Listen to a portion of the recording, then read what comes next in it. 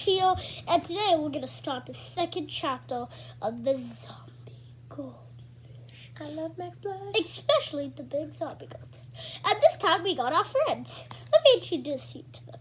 PJ Pillow. What's up, guys? I hurt you if you subscribe.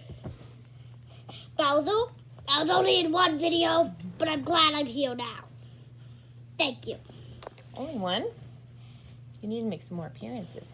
Real Mammoth. Hi guys, I was only in one shot, but ba-boom, I'm here, ba-boom. I am Earth, and I'm so excited to read. I just wanted to get my energy down. I'm so hungry. Give me some food. Okay. I am Sonic.exe, and I was also in one video. Okay, let's. Opila, come on. We want to start reading the book. All right. I'm Opila! Oh my God! OPP, what's up? Why do you call me this? I don't know. I'm Opila Board! And I'm so excited to read. Read. I was also in only one book. One book? What do you mean? I mean, one video! Ah, okay. I'm just so excited to read that I got the two confused. That's all right. Get out of the way! All right. It's my introduction! So we're going to pick up where Max Plush left off. On And we chapter are 2. reading My Big Fat Zombie Goldfish, Chapter 2. Yeah. And it's my turn to read as a guest reader. We all are going to read in one chapter. Oh, my goodness. All right. So, And also, I didn't get to do my introduction. hi. What's your name? Figure. Figure. Sorry. I always I'm think blind. of something else when I I'm see blind, so I probably can't read because I'm blind. you. All right. Well, Let's that's just start okay. reading. You could just listen. Yeah. All right. Chapter 2. A Fish in a Bag. Yeah. Now, we'd had goldfish before. We won them at a church fair by throwing ping pong balls into a little bowl they were swimming in. They didn't live very long. Excuse me. They didn't live very long, though. Mom said it was because the fish all had concussions from being hit on the head with the ping pong balls. I had a concussion once when I was 4. After I accidentally ran into the front door that Mark accidentally slammed shut just as he accidentally yelled, "Run, Tom, run!" That was back when he was just mostly evil. I remember the doctor shining a tiny flashlight into my eyes and then asking me if I could name all the Teletubbies. I told her that Teletubbies were silly and then threw up on her shoes.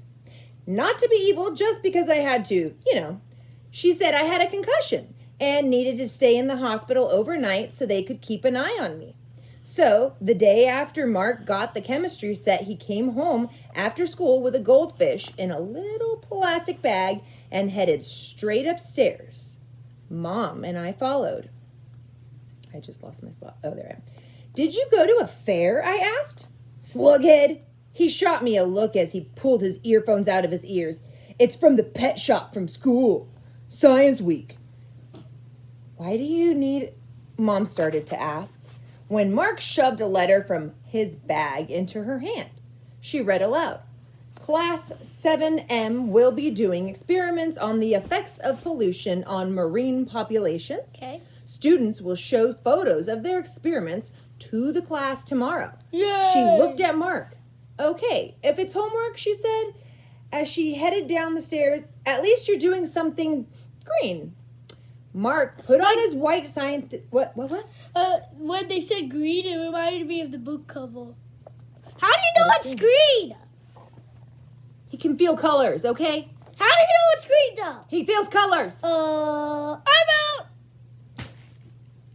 All right. So Mark put on his white scientist coat and took out his chemistry set. As he packed the box, I got that crawly millipede feeling in my stomach again. Mark should have done one of those evil scientist laughs at that point, but I guess he was still learning the ropes. Sorry, I was late. "Hi, Furcorn. Welcome to the party. Have a seat. Listen to the story." Thank you. Mom shouted up from downstairs, "Mark, look after your brother while I run to the store. I'll be back soon." I heard the door close and I looked over at Mark. Normally, as soon as Mom left, Mark would start acting mostly evil to me. Like when he caught me reading his mint condition Return of the Attack of the Undead Zombie comic. Dear. He wrapped me in beach towels and wedged me in a dog flap till the neighbors complained about my shouting. And, Mom... I'm just showing them a picture. He's wrapped up and stuck in there. Where was I? Oh dear, don't tell me I made you. It's okay. We'll find it. Huh? We'll find it. Mom had to come home from work to unwedge me. Oh, the good old mostly evil days. But now that he was an actual evil scientist, he was too busy to think of the things to squeeze me into or trap me under. There was definitely less torture, but more shouting. No! Touch nothing, slughead, Mark growled at me as he went out to the hall closet. He came back with the old goldfish bowl, filled it in the bathroom sink, and dumped the fish inside. I pressed my face up against the glass. This goldfish was fatter than the ones from the fair. Chicken nugget. It had big bulging eyes and a long wavy tail with 3 fins. It kind of looked like a really ugly bug-eyed mermaid, if you squinted enough.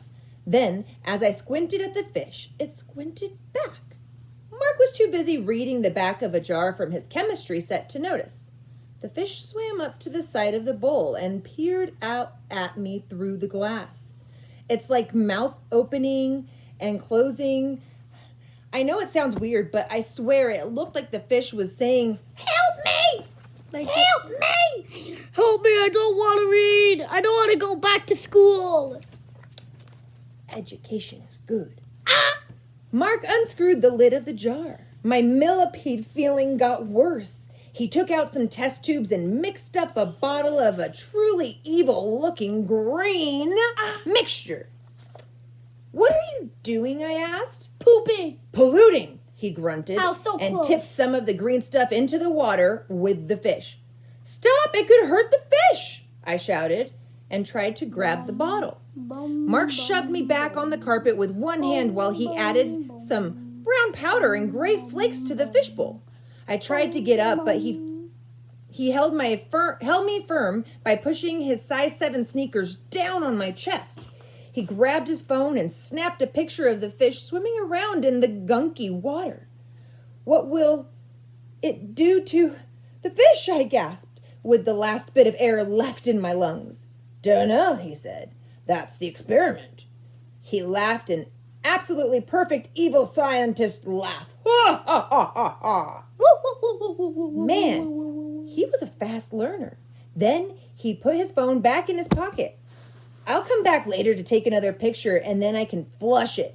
Mark lifted his foot off my shirt and I sucked in a lungful of air. "Flush what?" I sputtered. The fish. "Duh, the fish." He put his earphones in again and headed back down the stairs, shouting back, "Remember, touch nothing, slughead. Got it?" "Got it," I said, but I totally didn't get it. I stood up and tried to rub off the footprint Mark had left on my t-shirt. Then I glanced over at the fishbowl. It didn't look good. The fish was swimming in the bowl and sucking in gulps of mucky water. Then it swam up to the glass again. I stared through the cloudy green water right into the fish's big, bulging eyes and did the most dangerous thing I've ever done in my short life. I touched it. Dun, dun, dun. Is it chapter 3? I think so. We will continue with chapter 3 shortly. Thank you. Would you like to sing anything? Bum, bum, bum, bum. Bum Bum Max Plush is the best. No. Love ya!